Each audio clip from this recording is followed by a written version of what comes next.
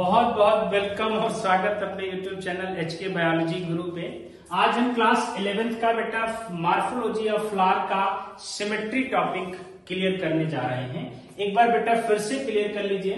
Symmetry का मतलब हमने आपको बताया लास्ट क्लास में कि किसी भी फ्लावर को किस तरीके से आप कट कर रहे हैं, that is called symmetry.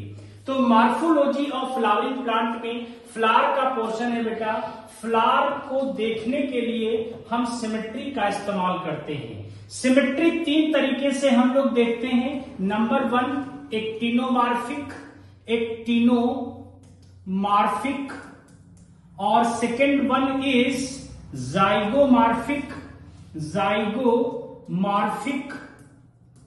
Now third one is asymmetry, या इसी को हम कहते हैं एसिमेट्रिकल फ्लावर।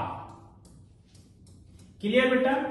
एक्टिनोमॉर्फिक का मतलब ये हुआ कि अगर कोई फ्लावर है, इस फ्लावर को अगर हम बेटा लॉन्गिट्यूडिनली या हॉरिजॉन्टल या किसी भी प्लान ऑफ एक्सिस में कट करें और वो फ्लावर दो आइडेंटिकल इक्वल पार्ट में कट जाए, दैट इज कॉल्ड एक्टिनोमॉर्फिक।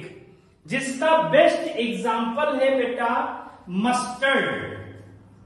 ये हमने आपको बताया, मस्टर्ड में इसको बेहतरीन तरीके से एक्सप्रेस किया जाता है, ब्रेसिका कंपेस्टिस। क्लियर हो गया?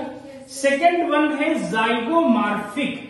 जाइगोमॉर्फिक का मतलब ये हुआ बेटा कि अगर कोई फ्लावर है, उस फ्लावर को हम केवल एक ही एक्सिस से काटें तभी बराबर दो आइडेंटिकल पार्ट में डिवाइड हो, that is called zygomorphic. So actinomorphic में आपने कहा कि फ्लावर को किसी भी प्लांट एक्सिस से काटे बेटा, दो आइडेंटिकल पार्ट में कट रहा है, जैसे बेटा मस्टर्ड। जबकि जाइगोमॉर्फिक में ऐसा नहीं है। जाइगोमॉर्फिक में आप किसी एक ही प्लांट से बेटा अगर कट करेंगे तो फ्लावर बराबर दो पार्ट में डिवाइड होगा, दैट इज कॉल्ड जाइगोमॉर्फिक। जिसका बेस्ट एग्जांपल हमने आपको बताया बेटा गुलमोहर।